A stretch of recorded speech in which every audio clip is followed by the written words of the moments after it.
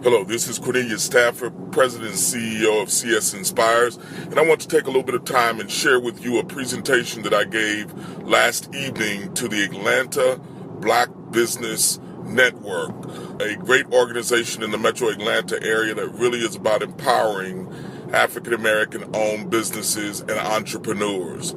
Last night I spoke on the topic, profiting from problems. We have far more power than we even recognize as a people. African Americans in the year 2015 are projected to contribute more than $1.1 trillion in spending. By 2017, that projection is to increase to $1.3 trillion. We have far more power than we recognize and give ourselves credit for. Yet, there is a concern that I must discuss. Of that $1.1 trillion we are anticipated to spend, less than 2% will be spent by Black people with Black people. There is something warped about our thinking.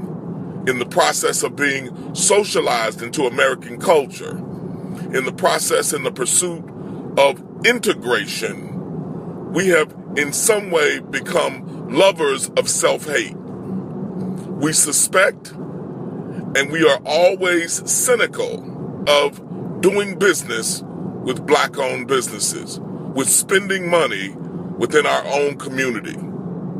There are others who have figured out the formula to success for their communities. Asians, for every dollar that they earned and spend, not one penny of it siphons out of their community. For 1 month, it is cycled within businesses and organizations within their community.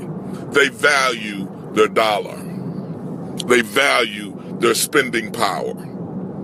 Within the Jewish community, for every dollar that they earn, for every dollar that they spend, not one penny of it is siphoned outside of their community. For any less than 20 days, they recognize the power of their spending. Then there is the Caucasian community, the majority community in America. They figured this out too. They cycle their money within their community and amongst themselves no less than 17 days before one penny is dispersed to other businesses in other communities. But then there are the African Americans. On average, our money cycles within our community less than 6 hours. Did you hear me, ladies and gentlemen? Less than 6 hours before we're spending it in everyone's community, trusting everyone's product, trusting everyone's service but ours. And so we have to figure out how we can be more trusting and patronize our own businesses for the sake of our own communities and for the sake of our own families, so that we can truly leverage our spending power. Now, it would be hypocritical if I shared these numbers with you and did not admit to my own faults in this area. It was 1987. The month was February. It was around Valentine's Day. My now lovely wife of 26 years and I were dating. And on that Valentine's Day, I had recently graduated from college, had a decent job, and said that I wanted to recognize her by buying her a bouquet of roses. I had a choice. There were two florists that I was considering. One was a very popular florist within the city of East St. Louis. For those of you who know nothing about East St. Louis, it's my home. I love the city of which I was born in. It's 98% African American. The unfortunate thing is that, like many urban cities, it is challenged with high unemployment, crime, and some of the vices that come with the lack of economic stability. Then there was my other choice. It was called the Fairview Heights Mall in Fairview Heights, Illinois. It had all the glitz and glamour of the storefronts and displays and all of the accoutrements of what you would expect to see in a high-end mall in a local marketplace. I had a choice. I consider myself fairly socially and politically astute, and I thought it was in my best interest, in the best interest of my community, that I purchased those roses from the florist in East St. Louis. I ordered ahead and arrived to pick up those roses, to find wrapped in newspaper 12 long stem roses, thorns included, no baby breath, no garland or card holder to recognize who was sending these roses. I was disappointed. Disappointed was probably a mild version of what I was. I was angry.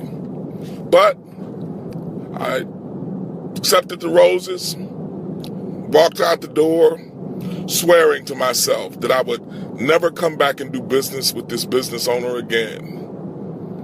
And I must admit, it tainted my view of doing business with African-American owned businesses, thinking, wow, here we go. Another example of an inferior product, an inferior service. I had an opportunity to later on meet up with a fraternity brother. And this fraternity brother had to hear this story all over again of what my experiences were. And he listened patiently, and then he responded.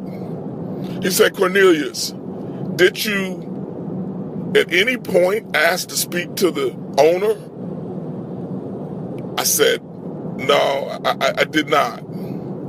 He said, "Cornelius, did you ask to speak to the manager or somebody who could make a decision and at least express the fact that you were unhappy with the product and the service that had been rendered?" I said, "No, I didn't."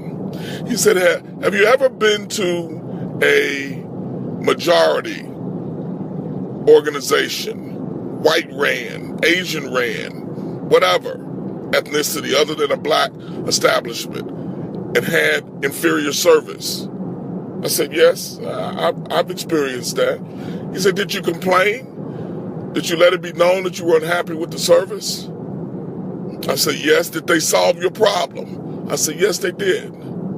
He said, "Well, why would you show a non-African American business more respect than you would show your own?" And it hit me. Wow, I was willing to write off my own, the immaturity of my thinking, but I demanded a quality service from the other organizations that I dealt with.